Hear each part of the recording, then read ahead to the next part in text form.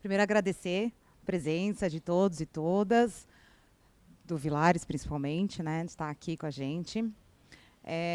Acho que contar um pouco que esse é ele está aqui como uma inauguração de um processo que a gente começa de muitos movimentos aqui dentro da Estilo.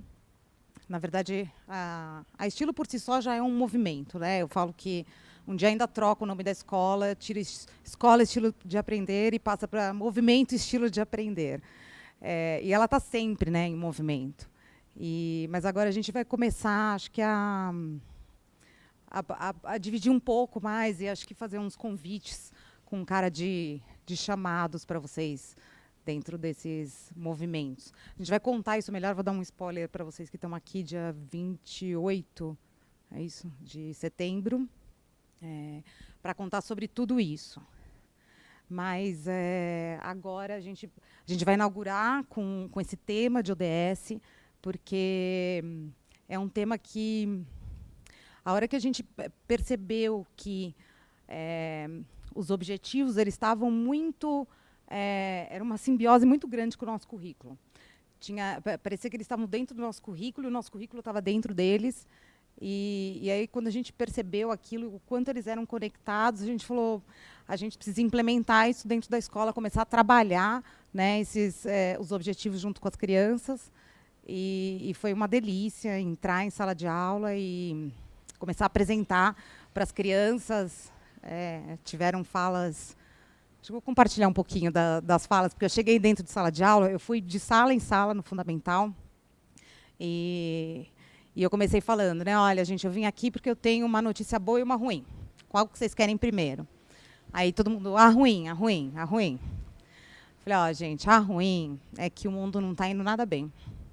Aí a gente começou a discutir vários problemas em relação ao planeta, à sociedade. E aí, bom, enfim, a boa, a boa, cadê a boa? Falei, então, a boa é que existe um plano. Tem um plano pra gente. Aí aquela carinha deles todos, ufa, tem um plano. Aí comecei a contar um pouco sobre a ONU, sobre o que eram os objetivos. E eles, é um plano infalível? Falei, olha, é um plano ambicioso. Eu falei, é um plano ambicioso, precisa de bastante criatividade, precisa bastante de inovação, muita gente junto, trabalhando em cima dele, mas eu acho que ele é infalível, sim. Aí eles perguntavam, mas, gente, faltam 7 anos para chegar a 2030, não vai dar tempo. Eu falei, gente, faz as contas, tem muito tempo, dá tempo, só que precisa começar agora. Aí eu tomava uma bronca, mas por que você não contou para a gente 2015? A gente já tinha começado. Aí eu, do lado, a gente tinha 2 anos, a gente não ia entender nada, é agora a hora. Eu falei, é isso aí, agora é a hora e agora a gente vai começar. Mas acho que o mais legal de tudo é que ficou uma coisa no final de assim, e como a gente começa? Acho que isso era uma coisa meio unânime, sabe, entre todos. Como que a gente começa? E acho que isso vem a maneira como foi feito o convite para eles, né, de se engajar nisso. Acho que quando a gente faz um convite apaixonado, né, eu sou muito apaixonada pelo tema, já desde 2017 que eu estudo, me debruço muito sobre ele, e acho que a forma como eu coloquei fez eles quererem, vamos agir, né? Você recebe, quem está do outro lado recebe, quero transformar também, quero estar junto nisso. E eu espero que hoje, espero não, acredito que o Vilares aqui com vocês também vai fazer um convite generoso de reflexão, de ação. E aí, dia 28, a gente vai fazer outros convites também para vocês, bem apaixonantes, com esses chamados. Obrigado, Marcele. Boa noite. Eu sou Luiz Vilares. Marcele me apresentou rapidamente. Eu acho que tem um bio meu que foi enviado para vocês. Então, basicamente, eu posso dizer para vocês que eu tenho um contato com o tema da sustentabilidade há muitos anos, mas principalmente em projetos na Amazônia. Mas também já tive trabalhos aqui em São Paulo, e eu moro em São Paulo, trabalho com a Amazônia, mas moro em São Paulo, então eu vivo essa questão do desenvolvimento sustentável praticamente todos os dias, em todas as áreas. Aqui com vocês hoje, eu vou falar um pouquinho da questão da motivação, que muito a partir do que eu percebo, é uma percepção minha, e não assim, uma percepção, digamos assim, do livro texto ou das questões assim que a gente estuda. É muito como o que eu vejo, e aí eu vou usar a maior parte do meu tempo para falar mais sobre a Amazônia, nos projetos que eu estou envolvido na Amazônia, e como que os ODS se ligam a esses projetos. Aí depois a gente tem um tempo para perguntas e respostas. Caso vocês tenham assim muita vontade de falar alguma coisa no meio da minha apresentação, então levante a mão e eu tento responder rapidamente. Mas a ideia é que eu corra tudo, e são muitos slides, mas não se preocupem. Essa apresentação já está em PDF e a Marcele pode enviar para vocês, já está com a Marcele, tá? Então, se vocês quiserem anotar alguma coisa e não dá tempo, não se preocupem. Vamos começar então? A gente veio aqui para falar sobre objetivos do desenvolvimento sustentável. Os filhos de vocês aqui na escola já estão vivendo bastante esse tema. Nós temos aqui basicamente esse plano, que é um plano da ONU, para trazer a sustentabilidade até 2030. E nós temos então esses 17 objetivos, vamos falando deles todos, e as questões principais aqui dos objetivos do desenvolvimento sustentável é primeiro entender que eles são transversais. Então, quando a gente fala do ODS 1, que é a fome, pobreza, o ODS número 2, que é a fome, o número 3, que é saúde, o 4 é educação, o 5 é igualdade de gêneros, o 6 é basicamente água, o 7 é trabalho, não, 7 é energia, o 8 é trabalho, o 9 é indústria, infraestrutura, o 10 é cidades sustentáveis, o 11 é consumo sustentável, não, pulei um, 10 é igualdade entre gêneros, o 11 é igualdade de renda, principalmente, o 5 é igualdade de gêneros, 10 é igualdade de riqueza, basicamente, o 11 é cidades sustentáveis, o 12 é consumo e produção sustentável, o 13 é o meu preferido, que é da emergência climática, mudanças climáticas, o 14 é sobre água, digo oceanos, mas a gente tenta trazer para os rios também, o 15 é sobre vida na terra, que é basicamente florestas, desertos, todas a questão da ecologia do espaço. O 16 é paz e justiça, e o 17 é a cooperação entre todos para fazer isso. É bastante complexo, como vocês podem ver, eu mesmo errei rapidamente e me corrigi, porque se você não está todo dia olhando para isso, a gente se perde um pouquinho. Mas eles são realmente um plano muito interessante, eles são compostos de metas, muitas metas. Então, assim, no número 1, por exemplo, é acabar com a pobreza. Em 2030, espera-se que não haja mais pobreza no mundo. E pobreza é medida por um valor que é mais ou menos $1,90 por dia. Assim, é um indicador. E aí são vários indicadores. Esses indicadores compõem 169 metas. E essas metas, elas têm muitas combinações entre elas. Então, quando a gente fala, por exemplo, de acabar com a fome, a gente também está falando de uma produção agrícola mais voltada para o consumo familiar.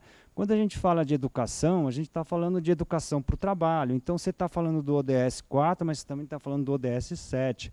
Quando você fala de emergência climática, você está falando, por exemplo, de recuperar florestas, que seria o ODS número 15.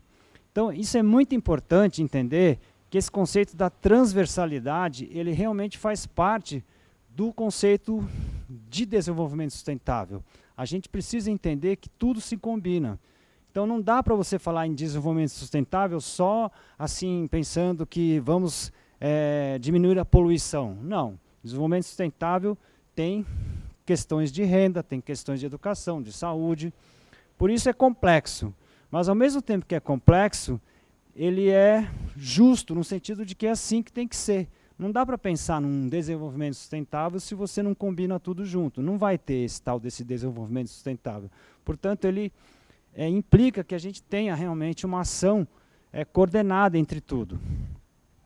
Então, como eu falei, tem metas, as referências. Por que eu falo em referências? Porque essas metas, esses indicadores, esses goals, né, os Sustainable Development Goals, os objetivos, eles foram pensados por uma série de pessoas com muita profundidade nesses temas. Então não foi assim um officer da ONU que chegou e escreveu, não, vamos fazer assim, faz uma reunião, tá resolvido. Não, foi discussão, conversas e plenárias, digamos assim, de técnicos renomados no mundo inteiro sobre esse assunto. Então, para cada um dos ODS, foram chamados as pessoas que têm bastante profundidade e competência. Nós, por exemplo, indiretamente ajudamos no ODS 15, que é de florestas e uso da terra. Eu, pessoalmente, não, mas a entidade para a qual eu trabalho foi... Assim, eu faço parte de uma entidade que ajudou a pensar um pouquinho o ODS 15. E o conhecimento é isso que eu falei, quer dizer, o que está aí não é uma coisa burocrática, não foi pensado assim por como eu já falei. Então, acho que... E aí eu apresento eles dessa forma assim, circular, porque, em geral, quando a gente olha os ODS, também tem uma forma de olhar um painel assim, né? Mas é muito mais interessante pensar que eles são circulares, porque um depende do outro, e essa transversalidade ela é a chave para o sucesso dos ODS. Bom, então, assim, eu começo a minha fala só trazendo essa questão conceitual, e eu sei que isso pode ter muitas dúvidas, mas eu vou assumir que a gente possa passar um pouco para frente já sobre esses conceitos, e eu colocar um pouquinho as minhas questões de motivação, e, em sequência, entrar nas questões da Amazônia, que é um tema gigantesco, bastante relevante, sobre o qual eu vou colocar exemplos de ODS no nosso trabalho. Então, assim, qual que é a nossa motivação para o desenvolvimento sustentável? Porque você pensa no futuro dos seus filhos, porque eu me incomodo com a pobreza, a injustiça e a desigualdade, isso é pensar em sustentabilidade. Porque eu me incomodo com o meio ambiente, eu pessoalmente, eu começo toda a minha trajetória em relação à sustentabilidade pelo meio ambiente. Eu, lá atrás, em 2000 e pouco, fiquei muito incomodado com tudo que estava acontecendo, resolvi mudar de vida, trabalhava em empresas e tal, e fui trabalhar com ONGs e fui trabalhar em projetos de sustentabilidade, mas principalmente pelo meio ambiente, o que realmente me trouxe para esse jeito de pensar a sustentabilidade, muito antes do que os ODS fossem criados, foi o meio ambiente. Então, a minha motivação foi mais meio ambiente. Aí tem gente que quer lutar mais por trabalho, renda, bem-estar, saúde, é um tema fundamental para os ODS. Com a Covid nem se fala o que aconteceu. Então, assim, a gente vai tentando se encaixar entre os nossos interesses pessoais e os interesses sobre o bem comum. Mas, assim, eu acho que essa questão, eu trago aqui para vocês, porque eu me incomodo muito com isso, que é a questão da mudança. Realmente, o que a gente quer com a mudança? A gente quer mudança de verdade ou não quer? Os ODS, eles realmente implicam em a gente querer a mudança. Porque não dá para viver um mundo como nós temos agora, nesse momento, em 2030. Para chegar em 2030, são necessárias mudanças. Então, assim, eu trago aqui uma reflexão que poderia ser o fechamento do meu trabalho, mas eu prefiro trazer logo na entrada do trabalho, que é a questão da mudança. E aqui eu digo assim, isso se aplica demais à questão da emergência climática. E a emergência climática é o ODS 13. Como todo mundo sabe, a questão do aquecimento global, tem gente que não acredita, tem gente que é contra, tem gente que acha que isso não está nem aí. Então, eu faço uma reflexão com todos aqui. Qual que é a grande aversão que a gente tem a mudanças climáticas? Começa com a aversão à perda. Pega as indústrias de petróleo, pega as grandes empresas de petróleo no mundo. Elas têm um ativo, que são as reservas de petróleo que eles trabalham, que eles vão perder. A Arábia Saudita, por exemplo. O que vai acontecer com a Arábia Saudita daqui a 30 anos? Eles estão sentados em cima de um ativo de bilhões e bilhões e bilhões de dólares. O preço do petróleo hoje está lá entre 100, 90, 120. Depende de se tem invasão na Ucrânia, não tem, cada hora é uma coisa. Mas daqui a 30 anos não dá para acreditar que o barril de petróleo vai estar aí a 100, 90 dólares. Então, assim, você está se segurando num ativo que você tem, mas esse ativo você vai perder. Então, essa aversão à perda faz com que muitos trabalhem para tentar colocar até trabalho científico, conhecimento, tudo contra esse assunto. Isso é super normal e está acontecendo. Então, é uma questão de aversão à perda. Eu não quero perder isso. Eu tenho isso hoje, não vou perder. Segundo, habituação, comportamento adaptativo. Esse é o famoso não é urgente. Olha, a situação está grave. Não, mas não é assim. A gente se acostuma a trabalhar, a viver com tantos problemas. Assim, eu estou dando uma de psicólogo aqui. Se algum de vocês for psicólogo, eu peço licença, porque eu posso estar invadindo uma área que não é exatamente dos ODS, mas é assim. Eu acho que uma das questões que a gente tem, quando a gente trabalha com mudança e mudança de ODS, é pensar também nessa questão que a gente está habituado a viver os problemas, e aí os problemas passam a não ser tão importantes. Ah, tudo bem, vai faltar água. Não, mas a gente resolve. Ah, olha, a criminalidade está lá em cima. Não, mas a gente constrói mais cerca elétrica, não sei o que tal, a gente resolve. Ah, tem 30 milhões passando fome no Brasil. Ah, mas sempre foi assim. Então, assim, essa habituação, a gente vive isso no dia a dia. E essa habituação para o desenvolvimento sustentável, ela é, assim, um grande inimigo, digamos assim. Se a gente se habituar com tudo que está acontecendo hoje, realmente esse desenvolvimento sustentável dos ODS não vai acontecer. Então a gente tem que ter um pouquinho de vontade de mudar. A dissociação entre causas e efeitos. Exatamente assim.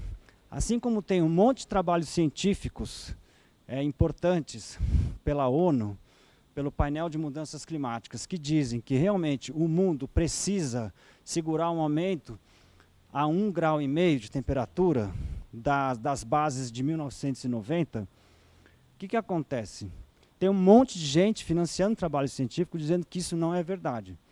Então existe um grupo de pessoas querendo mostrar que o grande painel com mais de 200, 300 cientistas renomados da ONU, que se reúne há 20 anos, está estudando, cada dia está pior a situação, os indicadores são graves, mas tem gente que fala assim, não, ainda tem uma forma aqui que não está explicada. Então fica procurando fazer uma dissociação de uma coisa com a outra. E isso alimenta o negacionismo. Então o negacionismo ele se nutre disso. E para os ODS isso também é terrível. Então a gente tem que prestar atenção com isso. E o auto-engano? O auto-engano é assim, olha, estão me falando que tem um aquecimento global, estão me falando que a gente não pode aumentar mais que 1,5 grau a temperatura, senão nós vamos ter uma série de problemas. Mas é verdade? Isso é verdade? Não, mas tem chance de não ser verdade isso. Tem chance de não ser verdade. E como tem chance de não ser verdade, eu me apego à chance de não ser verdadeiro. E aí eu não trabalho pela mudança, eu não vou viver e ter uma atitude para o desenvolvimento sustentável. Eu vou me habituar e eu vou ficar lá no auto-engano. Então, eu queria trazer isso para vocês, porque, para mim, isso me incomoda muito. E eu acho que isso está, assim, na base de uma atitude mais sustentável. E eu falo isso para vocês porque faz 25 anos que eu estou vendo isso acontecer. Então, faz 25 anos que eu vejo que tem gente que não acredita nisso. E nos últimos 3 anos, dadas as circunstâncias políticas que nós temos no Brasil, cresceram as pessoas que estão desse lado aí, com essa defesa psicológica, digamos assim. Então, é muito difícil. A gente tem que prestar atenção. Então, eu realmente resolvi trazer essa mensagem para vocês, mas eu não queria que ela fosse o fechamento do trabalho, e sim mais o início, porque daí, a partir disso, eu vou mostrar um pouco qual é a minha motivação. Então, a minha motivação pode ser educar os filhos, se indignar com a pobreza, com a desigualdade, fazer alguma coisa pelo meio ambiente, trabalhar por políticas públicas, projetos e fazer parcerias. Então, o que eu estou trazendo aqui para vocês é assim, qual é a sua motivação? Eu acho que a gente tem que ter motivação para alguma coisa. Alguma coisa a gente tem que estar mais motivado para realmente trabalhar com os ODS. Aí agora eu trago basicamente o meu trabalho mais presente. A minha motivação é trabalhar com a floresta em pé, essa floresta amazônica que está realmente levando de 7-1 nos últimos anos, dada a falta de controle e comando que tem no Brasil, também em outros países, Peru também, por exemplo. E é trabalhar pelas desigualdades, insegurança e pobreza na Amazônia, dessas pessoas que moram aí nessa comunidade, num lugar, isso aí se chama Reserva do Cujubim, no fim do mundo do Amazonas, um lugar onde essas pessoas vivem de uma maneira quase selvagem, e que até alguns anos eles tinham só muito nível de pobreza. Falta de educação, falta de serviço de saúde, falta de tudo. Agora, além disso, ainda tem grilagem de terras e principalmente passagem de rota de drogas e crime. Então, a situação só piorou. Mas, antes de entrar um pouco nesses temas, vamos só entender o que é a Bacia Amazônica. Ela compreende Rio Amazonas e todos os seus afluentes. Essa é a chamada Bacia Amazônica, que está em 6 países e 9 estados brasileiros. O bioma seria a parte da vegetação, da floresta. Então, o bioma ele já está mais do que 6 países, está em 9. Por quê? Está na Bolívia, estava no Peru, está no Equador, está na Colômbia, está na Venezuela, está no Suriname, Guiana e Guiana Francesa. E no Brasil, principalmente. Então, a Amazônia ela não é só brasileira, ela também está em outros países. É importante a gente entender que vários problemas e questões que nós temos na Amazônia, aqui no Brasil, também tem no Peru, também tem na Bolívia, também tem na Colômbia, e assim por diante. A Amazônia é gigantesca, né? Então, fazendo uma comparação, a Europa inteirinha cabe dentro da Amazônia, e a área da Amazônia é de 5.217.000 km², o estado de São Paulo tem 248. Então, para vocês entenderem o que é a Amazônia, é uma coisa gigantesca. Então, as distâncias, a logística, a forma de trabalhar na Amazônia, é tudo muito complexo. E custa caro, inclusive. É difícil você fazer uma missão saindo de Manaus e até uma cidade no interior e voltar. É caro, entendeu? Então, o projeto Amazônia é um projeto muito nobre. O que é a minha motivação? Minha motivação é isso aí, ó. São as queimadas, aliás, as piores. As queimadas... Passou até uma moto aqui, de tão aterrorizante que é esse tema. Em setembro desse ano, a gente já está tendo mais queimadas nessa primeira semana do que no ano passado, que já foi ruim. Então, assim, a situação está péssima, queimadas, derrubada ilegal, enchentes. Isso é uma coisa que não sai muito na mídia. A gente vê muito queimada e vê muito desmatamento, mas enchente a gente não vê tanto aqui assim. Ah, teve enchente. A gente agora está vendo que tem enchente lá no Paquistão, inclusive, né? A situação está séria lá. Mas na Amazônia essas enchentes elas não são assim muito divulgadas, mas é sério. As pessoas ficam, ó, que lê uma escola aqui. A escola está com enchente, a casa desse senhor aqui também. E também tem a seca. A seca é tão grave quanto a enchente, porque os rios são as estradas, são as ruas na Amazônia. Então, se você não tem rio, se você não tem água, você também não vive. Então, assim, é um lugar complexo. A vida na Amazônia é complexa, mas não existe floresta amazônica sem gente. Tem indígenas, e tem ribeirinhos, e tem as cidades todas. Então, isso é normal. A gente tem que entender que isso faz parte. Aí, uma coisa que eu já estava falando aqui, que eu só queria deixar bem claro, é a normalização da criminalidade na Amazônia, que é exatamente essa habituação nossa, que é assim, será que é verdade mesmo? A coisa está gravíssima, desde que faz uns 10, 15 anos que grupos de crime, tais como o PCC, por exemplo, foram para a Amazônia e outros lá foram criados, e eles estão controlando agora as calhas dos rios, e a droga que vem da Colômbia, por exemplo, encontra jeitos de entrar e ser distribuída nas cidades. E então isso trouxe um viés de ilegalidade maior ainda do que já existia antes da droga, que é a grilagem de terra e é o garimpo ilegal.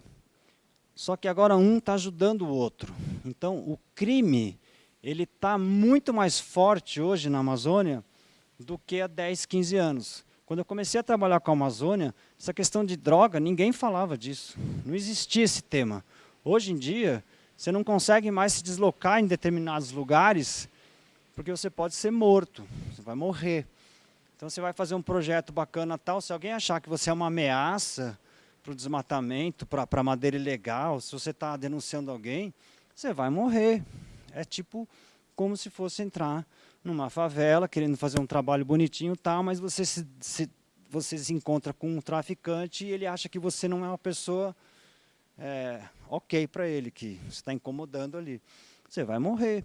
Então, assim, a situação é muito complicada e, diante de tudo isso, a nossa resposta é trazer projetos para o desenvolvimento sustentável. Aí eu me reconecto de novo com os ODS. Então, vamos lá. A gente tem, nas soluções para o desenvolvimento sustentável da Amazônia, uma agenda econômica, uma ambiental e uma social. Então, quando a gente fala de Amazônia, o que é uma agenda econômica? É gerar renda. As pessoas têm que gerar renda na Amazônia, tem que ter empreendedorismo, tem que ter projetos estratégicos, tem que ter educação para o empreendedorismo, tem que ter microcrédito, educação financeira. Por exemplo, essa coisa de bancarização, como a gente fala, é muito importante. Agora tem os bancos digitais, estão facilitando as pessoas a abrirem contas. Na Amazônia, isso ainda está engatinhando e a gente está lá trabalhando para isso. Incubadora de negócios. Então, é fazer aquilo que você faz na cidade, você tem que fazer na floresta também. Na parte ambiental, tem que fazer o monitoramento, tem que fazer conservação de biodiversidade, tratar da poluição de água, educação ambiental, gestão, pesquisa, políticas públicas. Tudo isso tem que estar acontecendo. E aí você precisa ter um estímulo a que isso seja feito e seja cobrado. Então, essa parte de monitoramento, por exemplo, é importantíssimo. Mas se você tem falta de punição, como hoje é o IBAMA, fica difícil você conseguir fazer alguma coisa. E agenda social, empoderamento, infraestrutura. Teve a questão do Covid durante 2 anos e meio, muito complexa. Saúde e outras questões. E esse pagamento de serviços ambientais, que eu vou falar um pouquinho para vocês. O que é? Bom, basicamente, o meu trabalho é mais na Fundação Amazônia Sustentável, que a gente hoje está em outros estados, mas principalmente no estado do Amazonas, que tem uma área de 1,5 milhão de quilômetros quadrados. Aí dentro cabe Alemanha, França, Itália, mais ou menos, nesse estado brasileiro do Amazonas. Ainda tem muita floresta protegida lá. Por exemplo, o Amazonas tem mais ou menos 94% de floresta. O Pará já tem só 50%, mais ou menos. Porque lá tiveram rodovias e abriram-se vários ramais a partir das rodovias. No Amazonas, a gente ainda não está nesse nível de pressão, mas lá embaixo já tem bastante pressão, combinado com Mato Grosso, lá com Rondônia. Tem várias etnias indígenas, inclusive grupos que ainda não foram conectados. É incrível isso. Quando a gente fala de índios isolados, é um patrimônio que a gente tem nesse país. Então, assim, isso é tratar de todos os ODS, praticamente. Quando você fala de índio isolado, assim, quem é que não gostaria de ter essa riqueza no mundo? Né? Que esse tema é muito interessante, mas não é o meu tema aqui. Mas índio isolado, eu acho uma coisa sensacional, você ter índio isolado. Você ter esse privilégio de ter povos que ainda vivem na sua maneira selvagem, sem nenhuma interferência. É incrível pensar isso. Então, quando a gente fala de ODS, de novo, a gente faz uma mandala e aí vem todas as questões de educação, empoderamento, geração de renda, conservação, pesquisa, saúde. Todos eles têm uma mandala. E a gente trata eles de uma forma transversal.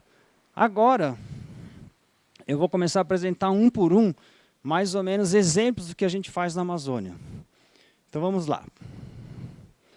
Antes, mais ou menos, onde a gente trabalha. Então, aqui, vocês podem observar, no estado do Amazonas, esse aqui é o rio Solimões, que vem lá da Colômbia, chega aqui em Manaus, que está aqui, ó, ele se combina com o Rio Negro com o Rio Solimões. E aqui forma o Amazonas. Mas o Amazonas já é o Rio Solimões, que vem daqui da Colômbia.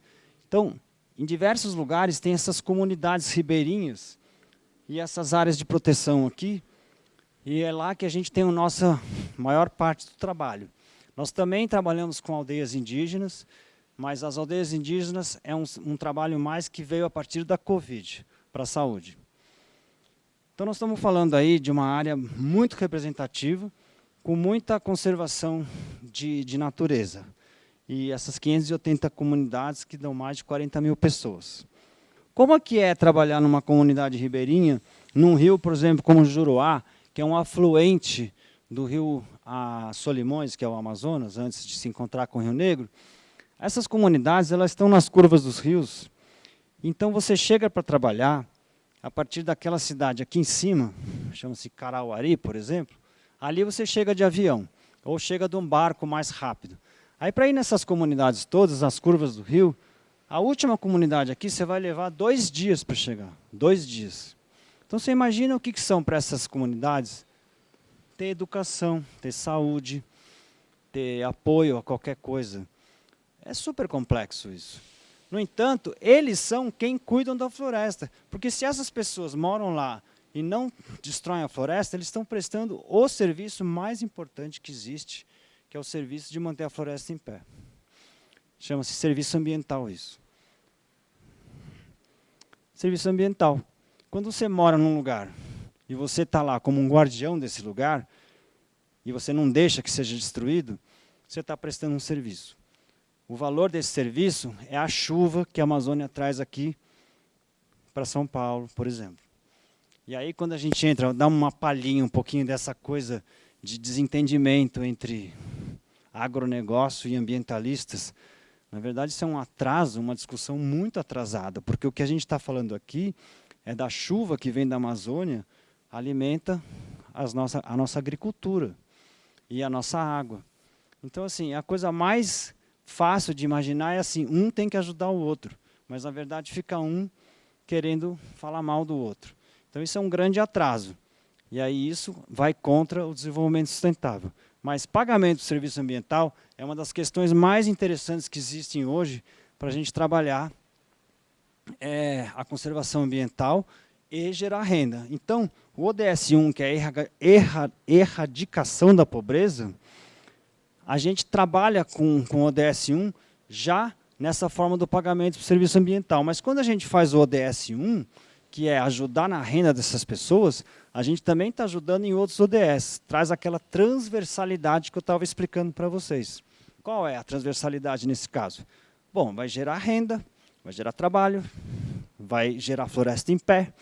Então tem vários ODS aí. Eu estou vendo o ODS 15, estou vendo o ODS 7, e estou vendo o ODS 2 e 3 também.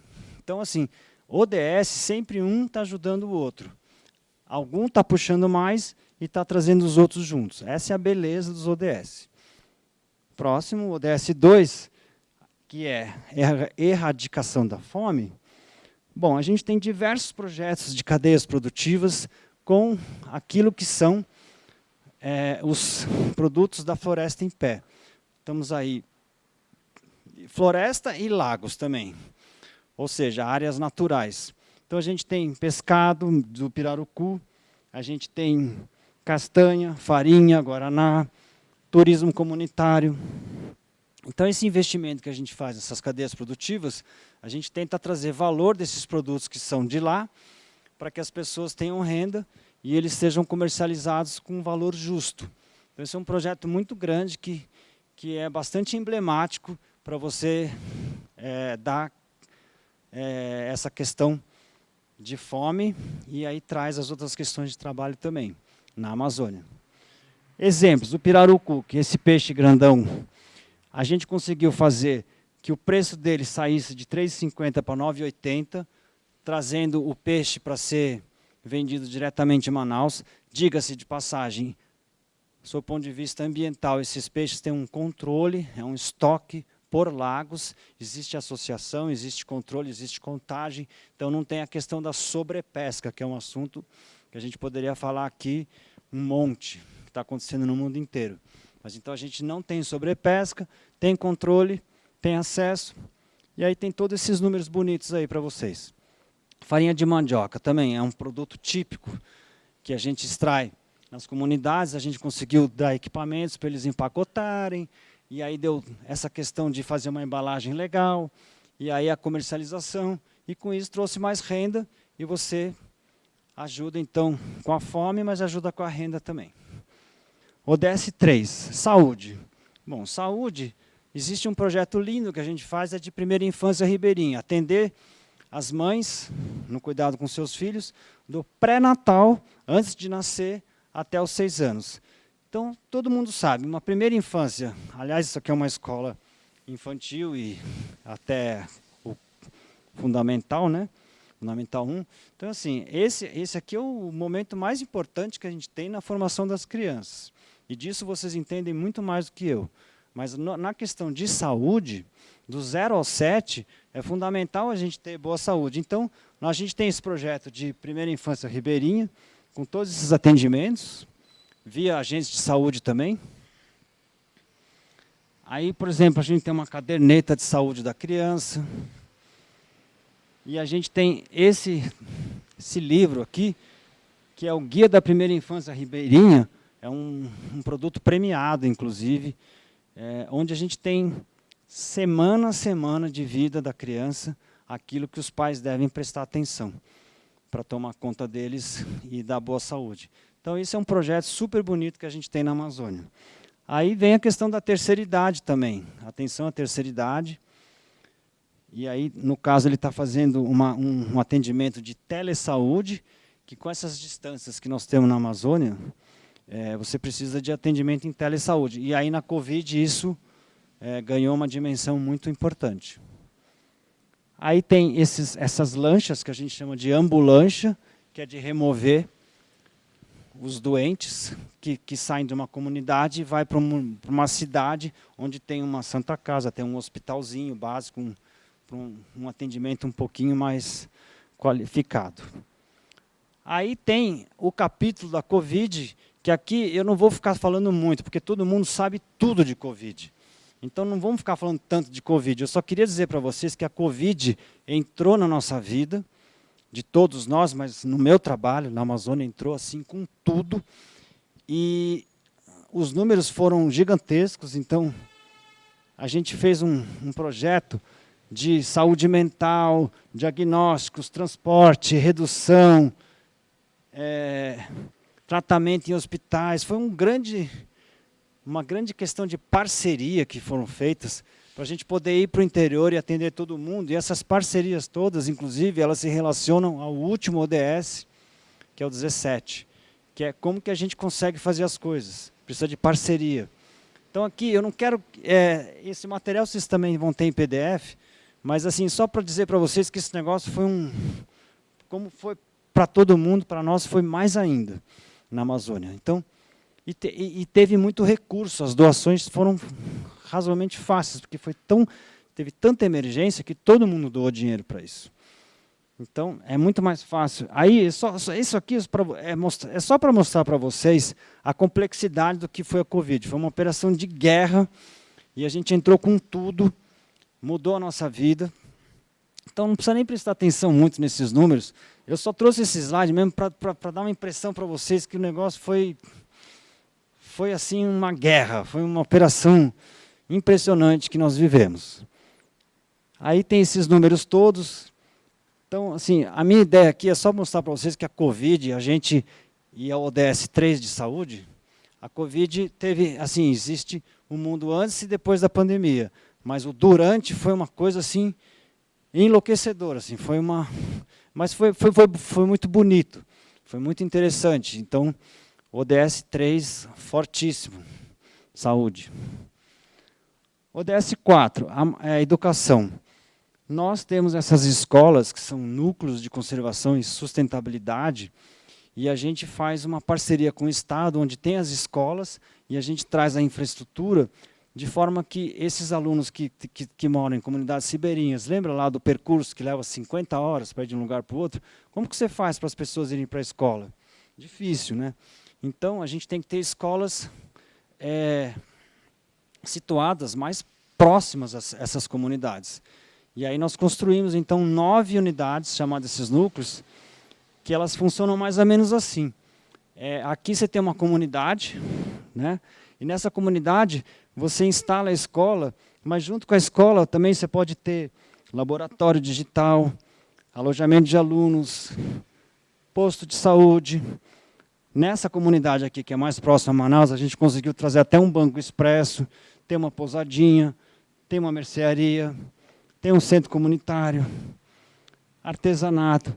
Então, assim, a escola, eu trago aqui a questão, porque vocês, aqui é uma escola, então, de novo, estou falando num território que vocês sabem mais do que eu. A escola, ela agrega, ela traz muito mais situações de desenvolvimento sustentável, porque a partir do uso das instalações da escola, como nós estamos fazendo exatamente aqui, com essa minha fala para vocês, a gente traz conhecimento e nós trazemos troca de experiências e parcerias. Então, a escola não é só um lugar para aprendizado formal, mas é também um lugar de reunião, lugar de trazer a comunidade. Então, aí, esse é o nosso ODS 4 na Amazônia. Crianças fazendo práticas de educação ambiental, computador, e a energia que a gente tem, ela ou vem de linhas que são mais próximas a Manaus, ou senão elas ainda são geradas por combustível, diesel, o que é muito ruim, mas é a realidade que nós temos hoje na Amazônia. Aí nós começamos a fazer projetos de energia solar, que vai ser o ODS número 7. Igualdade de gênero. Aqui eu acho que o que a gente pode falar do nosso trabalho é que as mulheres elas estão realmente muito bem atendidas, por exemplo, no caso do pagamento por serviços ambientais, onde 85% das famílias, o pagamento é para a mulher. O dinheiro cai na conta da mulher, da dona de casa. Agora, se a família não tem uma mãe, se não tem uma mulher, se é só um viúvo ou só um solteiro, aí, então, o pagamento é feito para a não mulher, né? Porque hoje em dia é todes, né? Tem tantas coisas, tem que tomar cuidado para falar disso, mas, enfim, mulheres a gente está falando aqui no esquema clássico, mulher, feminino. Bom, aí então essas reuniões todas que acontecem, porque os projetos eles são participativos, a gente traz o projeto, mas a gente discute com as comunidades, discute com as associações que nós mesmos estamos ajudando a formar. E aí a gente vai para o ODS 6, que é a água. Aí, no caso, o que a gente pode falar? Nós estamos ajudando bastante em projetos de tratamento de água, porque a água do rio ela não é uma água potável. Então, a gente precisa fazer desinfecção da água, estruturação de redes de armazenamento. E aí tem esses números aí, que são pouco perto do que tem que ser feito, mas é bastante relevante, e é o nosso ODS 6. Aqui um pouquinho do que a gente faz, essas estruturas todas. Aí o ODS 7 de energia, o grande notícia aqui foi energia solar, que nós conseguimos trazer com muita força a partir da Covid para fazer postos de atendimento à telesaúde, porque você precisa cuidar da pessoa com enfermidade à distância. E para cuidar, você precisa de um sistema de telesaúde. Para ter a telesaúde, precisa ter energia para ligar o computador e a internet. Então, a internet a gente conseguiu com sinal de satélite doado, mas a energia é com placa solar. Então, a gente saiu instalando placas solares em tudo quanto é lugar. Agora, disse tudo está funcionando? Algumas não, porque quebra, aí tem que manter. Então, tem um desafio. Mas nós demos um empurrão muito grande nesse ODS número 7. E a nossa sede em Manaus tem muitos painéis solares, 85% da energia hoje é própria. O ODS 8, quando a gente fala de empregos, basicamente a gente fala que com essas ações de geração de renda nós conseguimos trazer mais empregabilidade para um monte de pessoas. Mas eu não diria que o nosso trabalho é tão forte assim no tema do trabalho. Mas, enfim, ele é transversal e existe também. Bom, aqui, por exemplo, a gente faz formação vocacional e complementar, capacitação em agroecologia, e esse é um tema que já tem ODS 8, mas ele tem o ODS 4, e a gente faz um pouco dessa questão da transversalidade de novo aqui, que acho que é o grande tema da minha fala, é essa transversalidade das ações, dos ODS, com foco na Amazônia. Depois, o ODS 9 é realmente a inovação para a infraestrutura, e aí o grande tema que nós temos é a bioeconomia. A bioeconomia é transformar aquilo que está na natureza em um ativo de valor.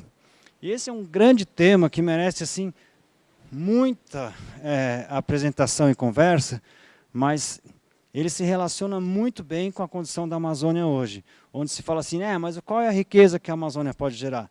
Bom, várias. Então, o próximo slide mostra um exemplo pequeno, que é a extração de óleos vegetais. Aí é uma fabriquinha de extração de óleos de Andiroba, que nós instalamos numa comunidade, naquele lugar lá, que tem um monte de curvinha do rio, longe de tudo, de todos, e a empresa Natura Cosméticos compra esse óleo para fazer a linha dela lá, da Ecos, e utiliza isso no produto. Então, esse óleo é extraído nessa comunidade, e aí nós entramos com os equipamentos, com a gestão, com o ensino, e é uma empresinha comunitária. Assim, problemas diversos, mas a solução está na frente. Então, é para dizer para vocês que na inovação para a infraestrutura, o ODS 9 é o que a gente está fazendo. O 10 é a redução das desigualdades sociais, né? Então, no nosso caso, o que a gente pode dizer é que, com esses projetos de geração de renda tal, nós estamos diminuindo um pouquinho essa faixa de pobreza, que é o ODS 1, inclusive, na Amazônia chamada profunda. Quando eu falo Amazônia profunda, é essa Amazônia que está mais distante. É a Amazônia mais próxima, começa com Mato Grosso, começa com o sul do Pará. Ela é uma Amazônia chamada de Amazônia... não tem um nome claro, mas a Amazônia profunda é essa que está lá depois do Rio Amazonas, bem longe, onde tem menos estradas e tem menos questões de desmatamento. Até 2 anos atrás, eram lugares mais protegidos. Hoje em dia está tudo muito complicado, inclusive por aquela ligação corporativa do crime, de drogas, grilagem de terras e garimpo. O ODS 11, a gente trabalha então na questão de cidades sustentáveis. Nós somos o grande promotor da chamada virada sustentável, que é também uma atividade que tem em São Paulo, e a gente levou a virada sustentável para Manaus. Então tem diversas ações na cidade de Manaus, e é uma experiência muito gratificante nossa de poder fazer esse trabalho na zona urbana também. Então a gente comparece com o ODS 11 por aí. Aí tem essas feiras que a gente tem na nossa sede. Depois tem, por exemplo, um trabalho em periferia em Manaus.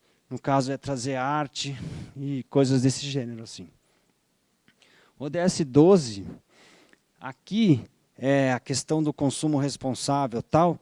Eu não diria que nós trabalhamos muito para isso, mas tem um exemplo muito interessante que é do próprio peixe, onde a gente está conseguindo vender todas as partes do peixe. Mesmo aquelas que não são tão interessantes, elas têm algum valor.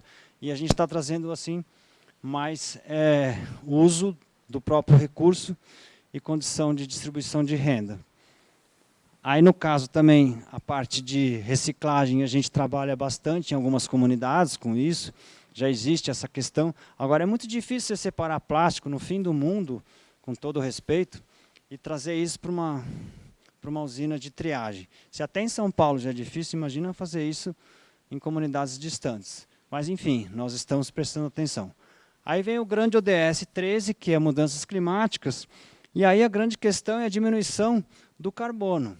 E o carbono que está na floresta, quando ele é queimado, ele vira CO2, a celulose da árvore queimada vira CO2. Então, o grande trabalho nosso é, ao evitar o desmatamento, a gente retém o carbono na própria floresta.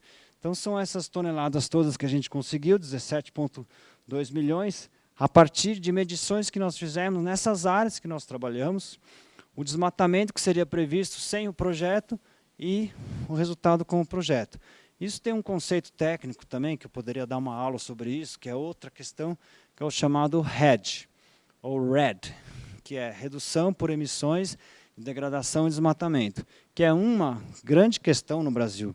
O Brasil, basicamente, 40% das emissões brasileiras de CO2, entre 40% e 50%, vem do desmatamento. Se o Brasil parasse de desmatar, a gente estaria muito bem na nossa negociação climática no mundo. O Brasil compareceria às conferências do clima, as COPs, né? Ano passado foi em Glasgow, a próxima agora é no Egito. O Brasil sentaria na mesa e comandaria e conversaria em alto nível e teria, assim, muito recurso para a Amazônia, muito mais do que tem hoje. Então, esse é um tema que eu adoro falar, mas eu não vim aqui para falar disso também. Mas é que eu acho incrível o desperdício que o Brasil está fazendo de não combater o desmatamento.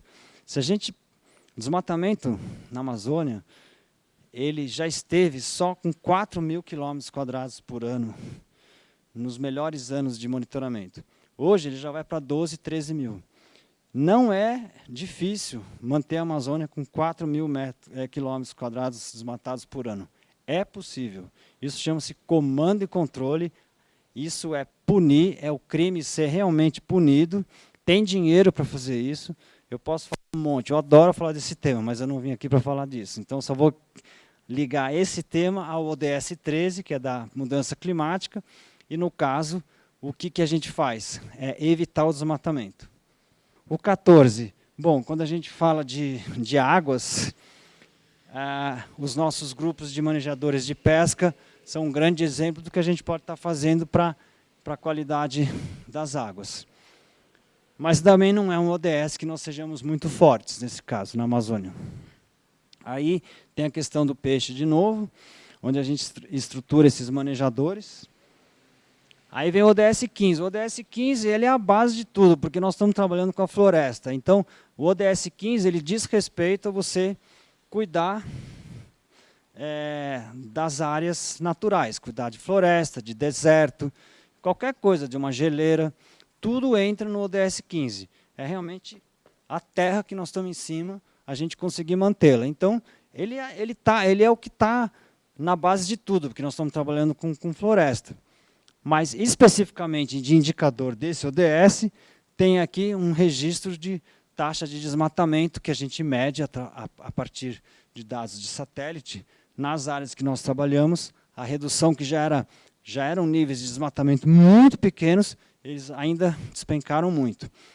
Nos últimos 2 anos deu uma pioradinha geral, porque o Brasil entrou numa coisa chamada Vale Tudo, também é um tema que eu posso ficar falando muito para vocês, mas não é o meu foco aqui, vai dar uma vontade de falar.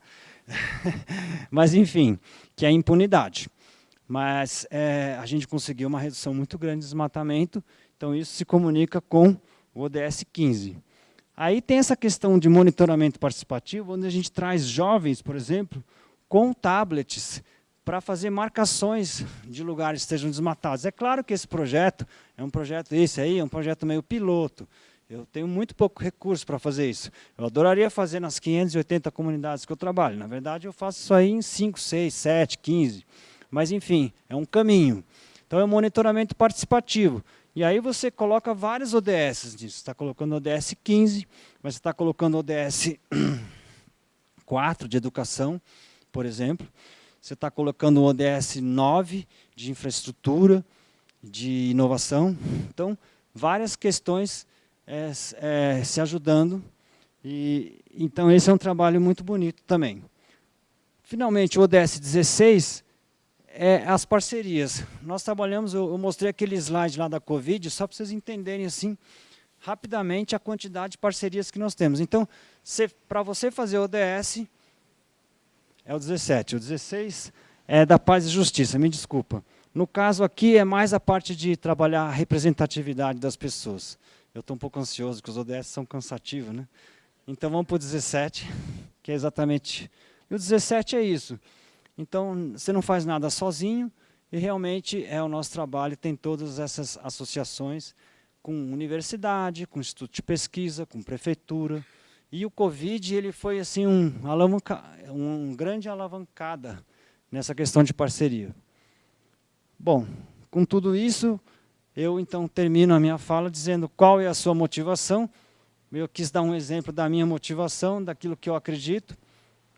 E eu acho que a grande questão dos ODS é trazer para a sua motivação. Então, aqui em São Paulo, por exemplo, eu estava dando uma olhada, a Prefeitura de São Paulo tem um plano de ODS para 2030. Está lá, tem um projeto, tem várias metas, elas se comunicam com macroprojetos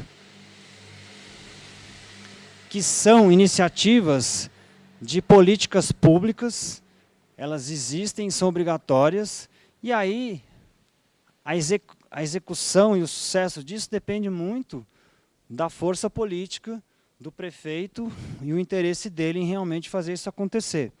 Mas assim, a cidade de São Paulo tem um plano para os ODS, tem leis, tem normas, tudo. Então, a escola aqui, ela se comunica muito com a Lapa, com a subprefeitura da Lapa. Então, com certeza, a subprefeitura da Lapa tem uma série de questões. Então, assim, só para aterrizar um pouco, porque eu fui até a Amazônia e tal, mas e nós aqui? Então, estou querendo dizer que existem várias pessoas pensando em ODS no serviço público, inclusive elas são obrigações, elas têm que acontecer. Então, a nossa motivação qual que é? É talvez entrar mais nessa discussão e puxar a melhoria desses indicadores. Eu continuo, mais do que nunca, com a minha ambição de ajudar o meio ambiente, principalmente aquilo que eu aprendi a fazer melhor, que é ajudar a administração de uma fundação que trabalha por isso na Amazônia.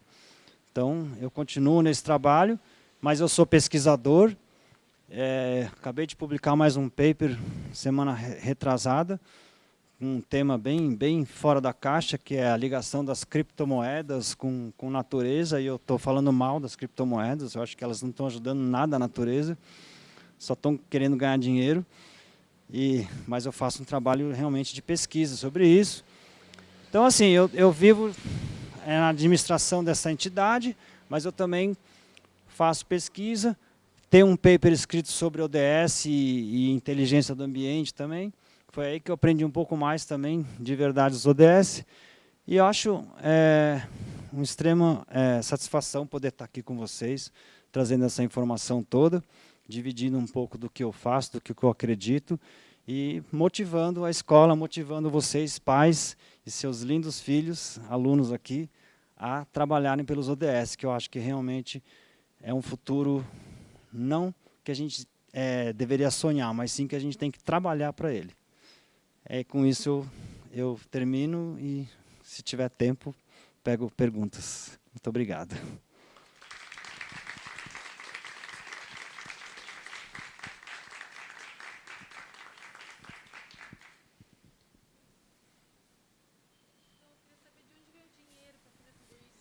Tá. O dinheiro é assim. Eu trabalho com dinheiro, então...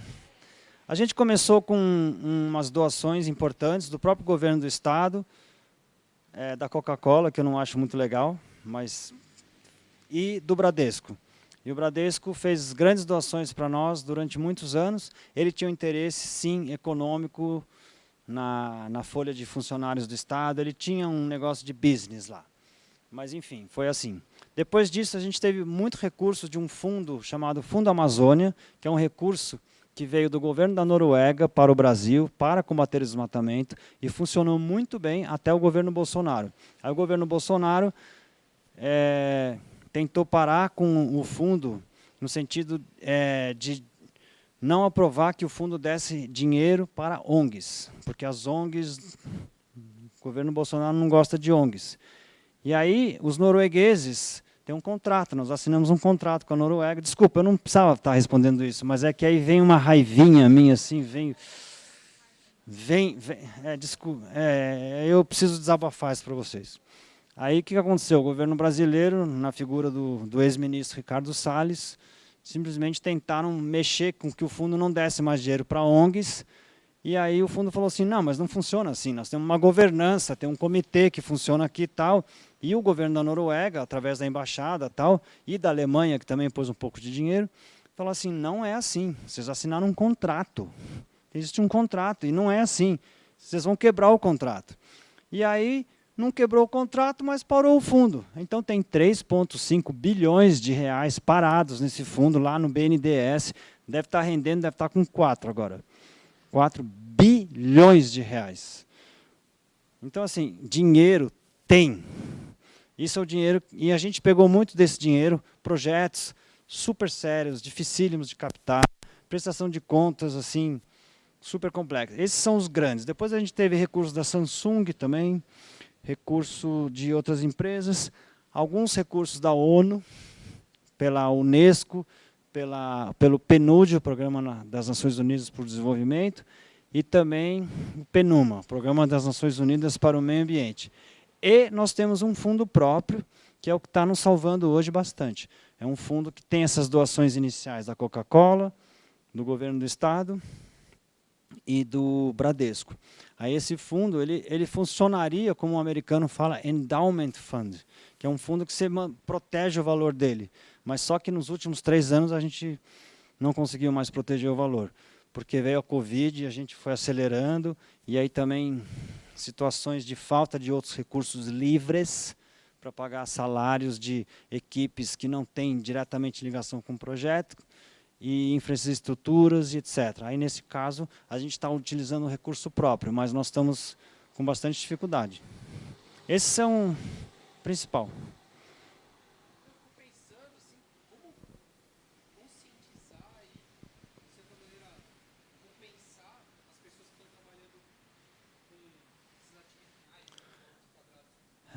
Eu acredito que eu acredito que a lei pode ser a favor de todos. Então, a mesma lei que não é cumprida para não prender o grileiro, para não prender o criminoso de drogas e que não prende também o garimpo ilegal, essa mesma lei ela pode ajudar.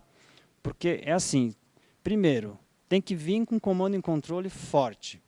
Porque precisa parar o desmatamento. Não importa que um monte de gente vai parar de ganhar dinheiro, porque está todo mundo na ilegalidade. Mas assim, aqui eu estou dando uma resposta também pensando em desenvolvimento sustentável. Estou pensando em 2030, não estou pensando no ano que vem ainda.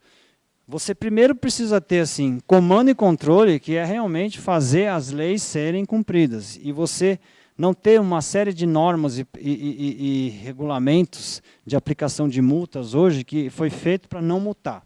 Então, assim, você tem que ter um ambiente de legalidade, onde você estabeleça que a lei aqui é para valer, e aí você para com isso.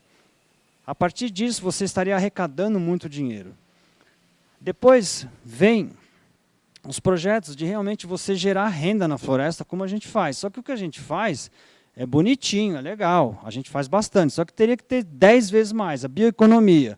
Então, assim, você tem que ter políticas públicas e projetos de fundos, e dinheiro tem também. A minha lógica é assim, se você mostra para o mundo que você está parando com o desmatamento, o mundo vai se oferecer para a Amazônia. Porque a Amazônia, todos querem a Amazônia com floresta, só os brasileiros é que não querem, o resto do mundo quer.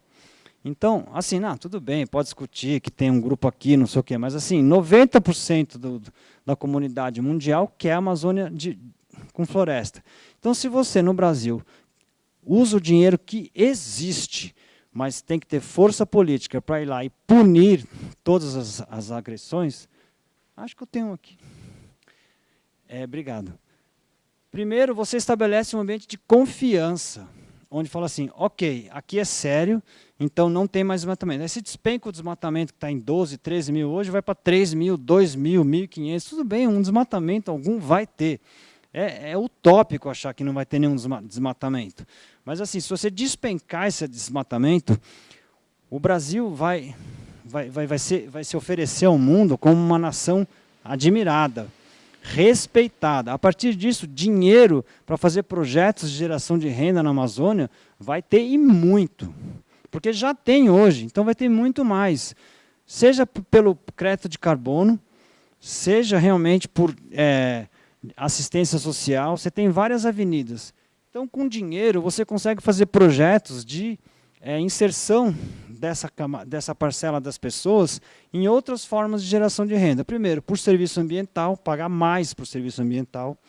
Então, a pessoa passa a ganhar. Depois, de inserção delas nessas cadeias produtivas com ganho de valor também. Ah, mas isso é utópico. Não é utópico, a questão é fazer mais. Depois, aumentar turismo comunitário. Então, aí você vai caso a caso e faz políticas públicas realmente sérias a respeito do uso da bioeconomia. E isso se chama incentivo fiscal. Ah, mas como incentivo fiscal? Claro. Não, essa coisa de neoliberalismo, de que o mercado resolve tudo, isso já era. Eu, pelo menos, não acredito. Se o mercado tivesse resolvido tudo, você não teria pobreza, o ODS 1, não teria o ODS 2. Então, assim, incentivo fiscal sério. E aí você, por exemplo, pega a Zona Franca hoje, que é um problema sério em Manaus, porque fala assim, não, a Zona Franca está consumindo muito, tem muita renúncia fiscal para a Zona Franca, não se paga IPI nem imposto de importação, isso aí são bilhões de reais. Você tem um projeto de 10, 15, 20 anos, transformar a Zona Franca de Manaus num polo muito mais importante de ativos da bioeconomia. E aí você para de produzir telefone celular, geladeira, motos, mas isso não é daqui a 2, 3 anos, isso é 20 anos. Uma política industrial com uma grande questão fiscal aí. Tem que gastar dinheiro, sim, mas o dinheiro de doação existe muito. O incentivo fiscal, numa economia que cresça, num país que cresça 2, 3%, esse dinheiro aparece. Então, eu acredito que é assim que a gente vai fazer. Mas é isso, basicamente.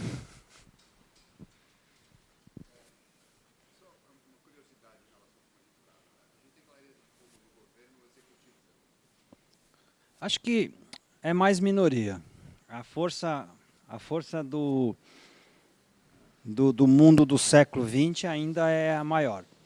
Então, assim, as pessoas não querem ter aversão à perda, estão habituadas a acharem que o problema não é tão grande e que tem que seguir como era. Então, basicamente, eu acho que a maioria dos deputados, a maioria dos senadores e de quem trabalha no governo sobre essa postura atual, eu acho que está todo mundo no século XX. As pessoas não têm nem visão do que seja 2030. Existe um programa ODS no governo, mas ele é assim protocolar.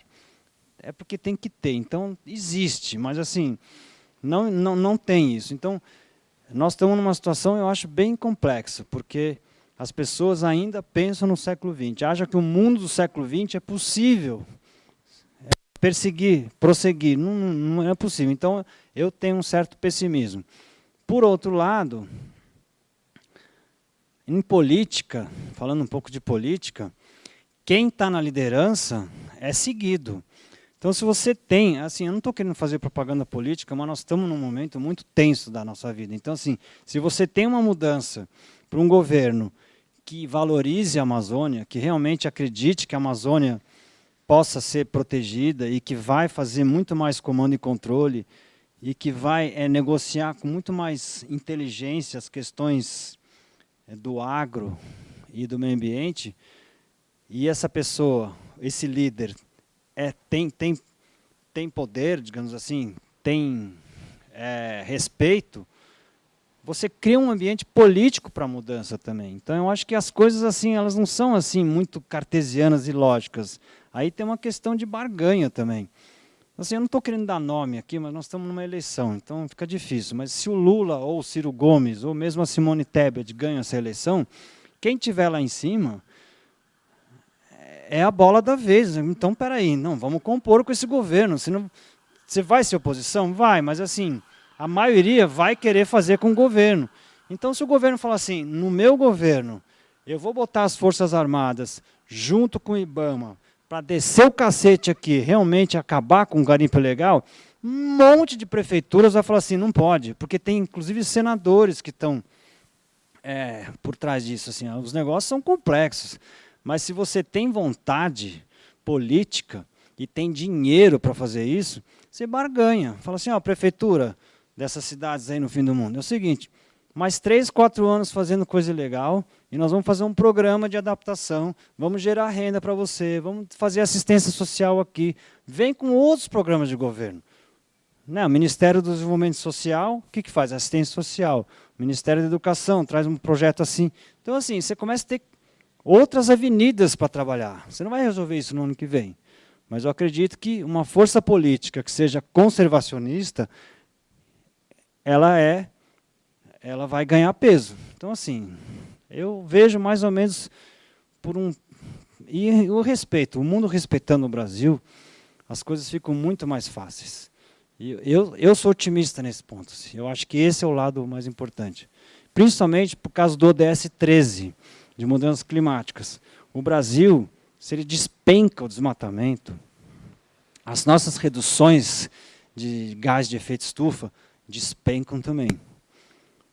Aí o Brasil entra nas conferências das partes do clima, realmente dando as cartas. Aí o John Kerry vai vir aqui e falar assim, não, legal. Joe Biden vai falar, legal. Macron vai falar, legal. Os shows da Alemanha vai falar, opa, não, vocês estão fazendo um negócio legal.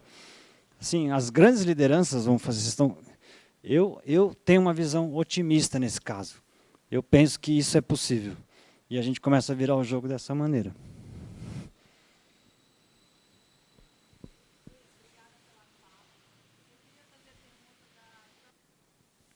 Olha, eu acho que é assim, começa entendendo que meio ambiente, antes de existir desenvolvimento sustentável, que traz questões sociais, de educação, de saúde, junto ao meio ambiente, a questão ambiental, existe uma frase, existe um dos motes do meio ambiente, é assim, pense global, haja local. Então, assim, entender as grandes questões é fundamental, mas agir local é a coisa mais importante. Então, a fórmula do nosso sucesso, estou falando do trabalho que nós fazemos lá na Amazônia, a gente tem múltiplas ações locais. Então, você está indo realmente nos lugares onde está a situação a ser trabalhada. Digamos assim, o objetivo seu, o problema, se for para falar dessa forma. Então, você precisa agir local. Isso é um trabalho para ser feito no caso de Amazônia. Mas tudo depende também, eu respondo também com a minha fala, que eu gastei um tempo, sobre motivação. Porque se a sua motivação ela é mais intelectual, aliás, a minha é bastante intelectual também, tudo bem, vai escrever artigo, vai publicar, vai no mundo científico, vai influenciar. Eu acho que existe espaço para todos. Se você pensa, não, eu não quero botar a mão na massa, não, porque, sabe, eu não quero ficar plantando árvorezinha, tudo bem, não tem problema. Sempre vai existir um lugar que você possa fazer a diferença. Então, eu acho que tem, assim, primeiro você entender qual é o seu propósito, que você realmente, puta, isso aqui eu quero fazer mesmo. Então, essa escola aqui, nós vamos pegar essa escola e daqui a 10 anos nós vamos ser a referência em sustentabilidade, porque eu acho que isso é um maior legado que essa escola pode fazer. Parabéns, faça isso, faça bem feito. No meu caso, não, nós vamos lá nas comunidades, cada uma por uma, vamos fazer. Então, eu acho que você tem que pensar muito naquilo que realmente você quer fazer. Mas, de qualquer forma, sempre pensando global, agindo local e escolhendo uma batalha que você realmente tenha vontade de fazer. Agora, parcerias é importante quando você faz um projeto onde você tenha alguma efetividade de resultado e principalmente continuidade. Porque se você não se comunica com ninguém, você começa a fazer um projeto aqui nessa escola tal, mas você não vai conversar lá com a secretaria aqui da subprefeitura, provavelmente daqui a 1 ano, 2 anos vai dar alguma situação que não vai ser legal. Então, é importante conversar, é importante trazer a parceria. Tem uma questão de política, de ego, isso faz parte da natureza humana, então tem que compor, tem que concordar, discordar na hora que pode. Enfim, não dá para passar por cima de ninguém. Então, assim, a fórmula é... Qualquer coisa que você fizer, primeiro, ter motivação, e segundo, gostar mesmo, né? Motivação é gostar. Não, eu quero fazer isso. E não esquecer de que, por mais que você consiga fazer um projeto bem feito sozinho, ele não vai prosperar, nunca, se você não estiver compondo com o resto. Então, Então é parceria, tem que ir trabalhando parceria. E eu acho que a gente faz isso na vida o tempo inteiro. Na verdade, eu não estou dando nenhum caminho muito diferente do que é viver. Tipo, mais ou menos assim.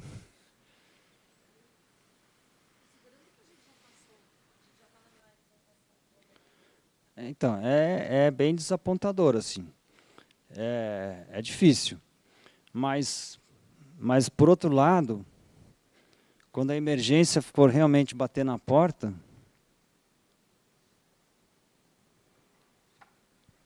quando começar a vir fumaça da Amazônia todo ano para cá, quando começar a ter de novo problema de água. Então, assim, eu acho que a urgência ela é a questão que eu falei um pouco psicológica, assim, de você tirar essa habituação de falar, não, as coisas são assim mesmo, tudo bem. Tem um lado que eu acho que os jovens estão muito ativistas nisso. O movimento Fridays for Future, Greta Thunberg. Tem gente que acha que não gosta da Greta. Por que essa menina está se metendo a fazer isso? Não, inclusive tem gente pagando ela para fazer isso. Ela devia estar brincando. Eu já escutei um monte de gente falando isso. Mas a verdade é que quando você pensa em ativismo climático, o nome da Greta é o primeiro que vem. Aí os Fridays for Future, por exemplo, são muito importantes. Então, eu acho que tem um lado dos jovens, e os jovens que estão aqui trazerem isso, esse incômodo, com muito menos aversão à perda. Porque a gente tem aversão à perda. Eu não quero deixar de ter meu carro, imagina. Não quero deixar de usar gasolina, não quero deixar disso, daquilo, mas os seus filhos, eles não vêm com um passado desse. Então, eu acho que os jovens, eu tenho uma esperança nos jovens, e eu acho a Greta sensacional. Ah, não, porque pagam para ela fazer isso. Bom, e você é pago por quem? Alguém está te pagando para você fazer alguma coisa? Ela também tem que ter espaço. Então, eu acho legal, eu gosto. Eu acho que é um caminho, os jovens. O outro caminho é realmente o das perdas. Por exemplo, o Paquistão. O que está acontecendo no Paquistão esse mês, assim, essa história, eu acredito que vai mudar um pouco o país, porque eles estão debaixo d'água lá, a coisa está muito séria. Aqui na Amazônia, eu acho que o Brasil não aguenta mais 10 anos de desmatamento como está. Aí nós vamos parar de ter chuva aqui. Porque existe um negócio na Amazônia chamado tipping point. Tipping point é o ponto de inflexão da floresta em pé, quando ela deixa de fazer o serviço ambiental dela, que é produzir chuva, a partir da evapotranspiração das árvores e a combinação de compostos orgânicos voláteis que formam nuvens, e essas nuvens são os chamados rios voadores, e elas vêm aqui para o sudeste e produzem chuva. Então, se a gente continuar desmatando, hoje em dia a Amazônia está mais ou menos com 80% floresta em pé, mas a Amazônia, em 1975, tinha 0,5% só de desmatamento. Então, nós, em uma geração e meia, destruímos 20% da Amazônia. Se a gente continuar nesse ritmo, daqui a pouco ela está com 75% e logo 70%. Aí o serviço ambiental, o serviço da floresta em pé, vai deixar de... A ciência nos diz isso. Muita ciência diz isso. Que aí a floresta vai ter uma dificuldade de fazer o papel dela de gerar chuva. Então vai começar a chover menos. Aí nós vamos sentir todo mundo aqui. Pô, o que a gente fez? Então essa urgência, quanto mais tempestade... Então eu acho que a urgência, ela muda. Eu acho que é a urgência. Só que, infelizmente, a gente ainda não está sentindo essa urgência tão forte. Então, assim, eu acho que pelo desastre, é pela educação dos filhos, mas eu também acho que é pelo dinheiro, porque eu trabalho com dinheiro também, e eu acho que o dinheiro pode mudar o mundo. O dinheiro para você fazer bons projetos na Amazônia, que tem. E se você tiver condição de tratar as ONGs, tem ONG legal e tem ONG ruim. A ONG ruim você vai lá e fecha, sei lá. A ONG legal, como eu que presto contas, faço auditoria, não sei o quê, se eu tiver algum problema, está errado, me mostra o erro, vou corrigir, tudo bem. Mas, enfim. Então, assim, dinheiro, muito dinheiro, para fazer a coisa certa. Eu acho que tem. Enfim, eu estou tentando ser um pouquinho menos pessimista, mas eu acho que é uma combinação. Jovens, é uma combinação de dinheiro, é uma combinação de urgência. E a urgência, em alguns lugares, ela bateu na porta agora. O Paquistão é um exemplo, por exemplo. Não acredito que você vai ter uma gestão para o desenvolvimento sustentável do país idêntica nos próximos anos. Eu quero acreditar que tem alguma mudança, mas o dinheiro eu acho bem importante, dinheiro bem usado.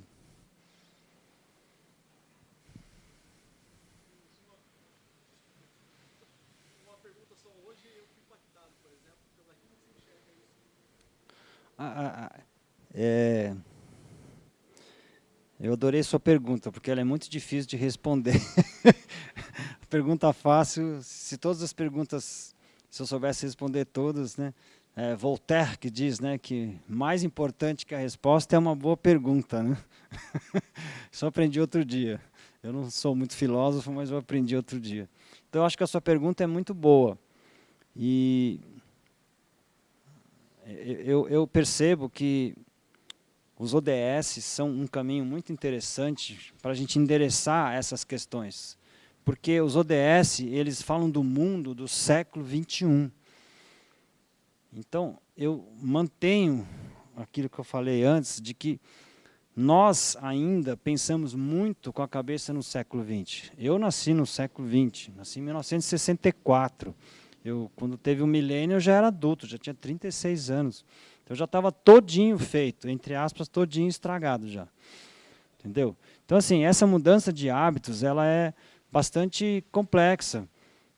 Então, assim, quando o capital, quando o business fala assim, putz, se a gente não tiver environmental, social governance, se não tiver os 3 itens, nós não vamos prosperar. Então é importante isso. Eu tenho um certo pragmatismo de dizer que o dinheiro ainda é quem vai mandar no mundo. Eu tenho sérias restrições sobre o papel do capitalismo daqui a 30, 40 anos. Porque eu não acredito que seja possível manter a desigualdade que nós estamos produzindo, que é o ODS 10. Né? Nunca houve tanta desigualdade de renda, e a Covid só piorou isso. Então, esse mundo não é possível. Eu não sei o que o ESG vai fazer para isso. Mas o ESG, com certeza, ele está trazendo vários ODS para as empresas. Todas as empresas grandes hoje têm projetos de sustentabilidade e eles são medidos por ODS. Assim como eu mostrei os ODS que estão ligados ao meu trabalho na Amazônia, se vocês chamarem aqui um diretor de sustentabilidade da Natura, ou a diretora da Natura, ela vai falar tudo o que ela está fazendo de ODS. Então, tem um caminho interessante, que esse caminho, você tem, como dizer assim, o plano, você que estava falando, é o plano. Existe um plano que ele é de todos, o do ODS. Esse que é o legal do ODS, é que ele é de todo mundo. Fala assim, mas o que você está fazendo pelo ODS 7 de energia? Então, assim, você começa a ter um endereço para os assuntos, e esse endereço é global. Então, assim, lá na China, eles também têm que falar de ODS, goste ou não goste. E no Gabão e na Nigéria também. Então, todo mundo começa a falar de ODS, você tem um caminho de um pensamento para a sustentabilidade mais interessante. Então, eu acho que o ESG, ele ajuda, porque ele está trazendo o capital, está trazendo o business para a linguagem da sustentabilidade muito mais ampla do que antigamente, que era só fazer um projetinho aqui, não sei o quê, outro projetinho ali, não. Então, assim, as empresas começam a ser questionadas sobre isso. E a adoção dos ODS pelo poder público, por políticas públicas, que também é um assunto muito complexo, muito grande, falar de leis, não sei o quê, mas elas também trazem uma adição para isso. Mas, de novo, a sua pergunta é muito difícil de ser respondida. Pode, depois tem mais duas aqui. Eu acho que também tem uma coisa quando a gente pensa, né, acho que você está meio que falando assim, quais são as habilidades necessárias, né, nesse mundo que a gente não sabe. E eu acho que as ODS elas entregam uma coisa que foi quando eu comecei a falar, né, que a gente tem quando a gente olha os ODS e olha o nosso currículo, olha o currículo e vê o ODS, porque ela entrega uma visão holística, ela mostra um todo, como as coisas que parecem fragmentadas, né? Quando você vê 17, parece que tem 17 caixinhas, mas são 17 olhares para um ano, né? Como o nosso currículo também, principalmente nos discursos relacionais, né, as histórias, as ciências, as geografias fazem. Então, acho que entregar essa visão do todo, né, para a criança, eu acho que os ODS contribuem demais, de perceber o quanto tudo está conectado e como cada ação nossa impacta direta ou indiretamente tudo à nossa volta. Eu acho que é uma não sei se dá para a gente chamar de habilidade, mas é um olhar extremamente necessário para as crianças, não só para hoje, porque elas já tomam decisões, mas para o futuro também. Não sei se eu complementei um pouquinho. Não, eu acho que sim. Mas aí, aproveitando, então, como a Marcele falou da questão da visão holística, que eu trouxe mais pelo foco da transversalidade, mas que são sinônimos, eu diria que os nossos filhos, eles estão, os filhos de vocês, principalmente, os meus já são mais velhos. Eu tenho uma de 27 e um de 23. Mas, assim, eu posso dizer dos meus filhos já uma conquista que eles me deram de entender gênero. Porque eu cresci num mundo onde, se fosse gay, tinha que se esconder. E aí, assim, eu aprendi com meus filhos já que não, que o gay está... Enfim, tudo isso... Então, assim, os filhos de vocês, dessa escola, eles já vão crescer entendendo igualdade de gêneros, entendendo questões de respeito a isso, que são uma base da nossa sociedade. Embora a gente tenha uma parcela de pessoas aí, 30%, não sei quanto, que ainda estão muito no século XX, mas assim, o século XXI está entrando na vida dos seus filhos. Então, eu acho que eles trazem essa esperança. E aí, claro que também, uma vez que eles vêm ao mundo, ou eles são formados já com essas coisas entendidas, eles não têm mais questionamentos sobre esse assunto. Então, esse assunto está, entre aspas, resolvido. Porque não tem aversão à perda, não tem habituação, não tem nada disso. Eles já vieram de outro jeito. Mas aí tem todos os outros temas. Então, assim, eu acredito que a transversalidade dos ODS, ela ajuda muito. Assim, foi uma coisa muito inteligente de pensar assim. Acho que é isso.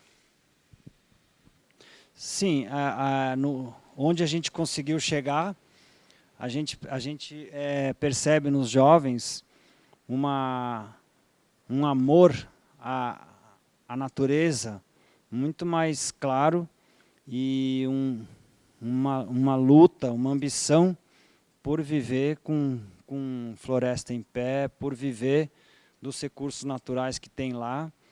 E tem vários projetinhos que eu não falei, porque a gente faz várias coisas, mas, por exemplo, tem um projeto chamado Repórteres da Floresta, que são jovens que aprendem a fazer uma matériazinha. Desculpa, a matériazinha não é que é diminutivo de qualidade, é só uma pequena matéria jornalística,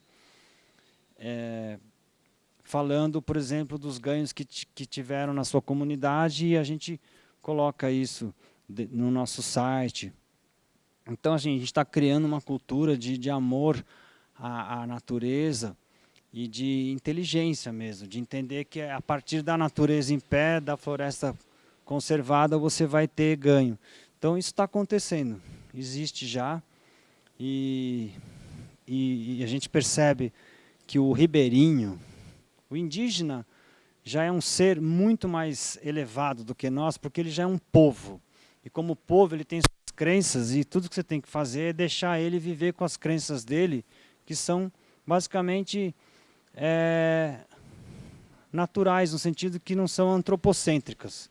Porque nós vemos a natureza sob o ponto de vista de um ser humano. Então, eu domino a natureza. Essa é a visão antropocêntrica do mundo. O indígena, ele tem uma visão etnocêntrica dele. Ele é parte da natureza. E ele não questiona que ele manda na natureza. Porque ele não manda na natureza, ele vive com a natureza. Então essa é a grande distinção que nós temos. Esses jovens, se forem indígenas, que a gente tem que deixar eles continuarem sendo indígenas com todo o cuidado que eles precisam ter. Mas eles são o maior ativo que a gente tem. As terras indígenas do Brasil... Desculpa, eu comecei a devagar já, porque eu comecei a ficar empolgado na minha resposta. Mas os jovens, as terras indígenas são um grande fator de conservação da floresta. Mas os ribeirinhos, que não são indígenas,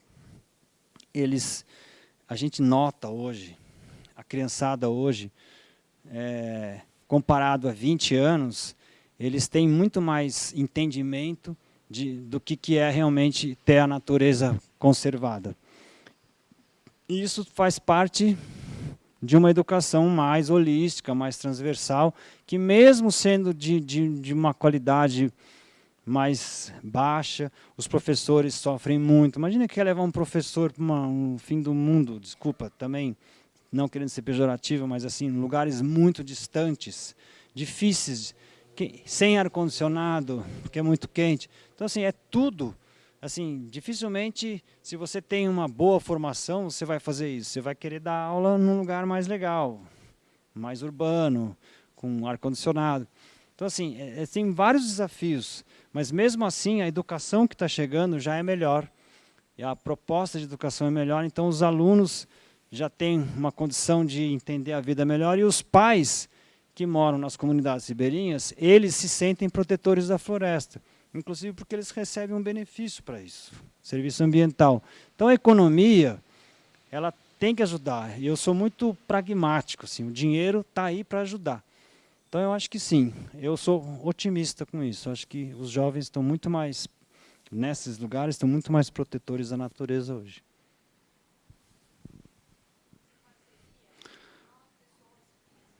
Olha, eu acho assim, considerando o momento que nós estamos de eleições,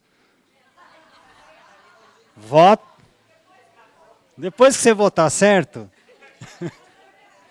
mas inclusive no deputado também, deputado federal, deputado estadual, senador.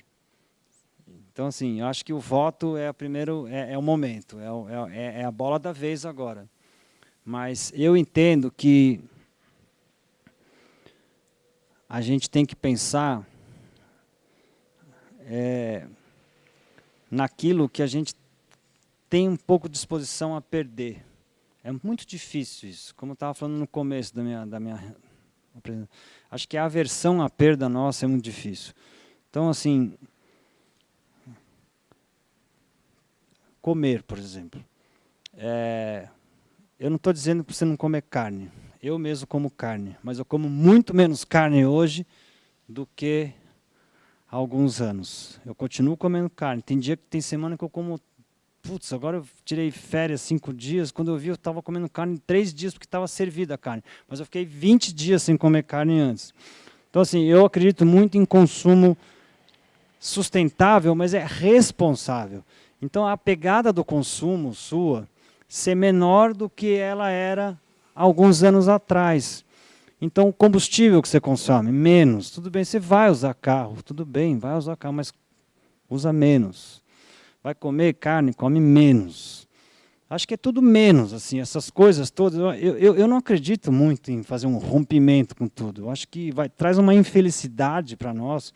Aí também o tema aqui precisaria chamar um monge budista, um lama, teria que e psicólogos, enfim. Eu não me sinto muito empoderado para falar disso. Mas eu acho que é um pouco da sua conta, assim, daquilo que você pode ir cortando e que vai fazer um bem tremendo para o meio ambiente. Então, eu acho que é isso. Come menos carne. Os produtos que você está consumindo. Eu gosto muito de consumo responsável. Eu acho que pensar no que você está comprando, como você está comendo, mas é principalmente no volume. Porque eu acho que assim, é consumir menos, não é parar de consumir. Então, assim, carro. Eu tinha parado de usar carro em São Paulo. Hoje eu vim de Uber para cá, por exemplo. eu tinha parado de usar. Aí, quando veio a pandemia, puxou o tapete de todo mundo. Falou, puta, mas você não entrava num táxi, não tá de máscara, não sei o quê. Então, aí começou a usar o carro de novo. Aí, quando acabou a pandemia, quando eu vi, eu estava usando o carro de novo. Aí eu falei, não precisa usar o carro o tempo inteiro. Bicicleta, se for possível, assim, mas você tem que perder alguma coisa. Você tem que realmente falar, eu vou perder. Perdeu. Mas assim, pensa como é que você era no século XX, como seus pais eram no século XX, e pensa se a forma como eles viveram, você vai poder perpetuar isso para os seus filhos. Não vai de jeito nenhum. Então, da mesma forma que tem muito mais respeito hoje entre gêneros, muito mais respeito em relação trabalhista, por exemplo, com as nossas diaristas, né? Hoje em dia, empregada doméstica é uma coisa que nem se fala mais nesse termo. Né? Quando eu nasci, tinha 2 empregadas domésticas na minha casa todo dia. Então, assim, essas coisas já foram, já está resolvido. Então, da mesma forma que a gente está evoluindo socialmente, né, ainda tem muita coisa para acontecer, no meio ambiente parece que a gente vai, mas volta para trás. Então, eu acho que a gente tem que ir devagarzinho. Vai perdendo um pouquinho. Uma perdinha aqui, outra perdidinha ali, outra perdidinha. No fim, você nem sente.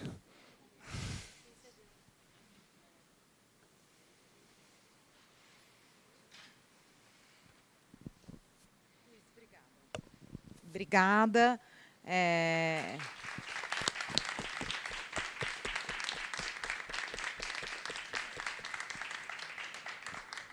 A gente ainda vai trocar muito.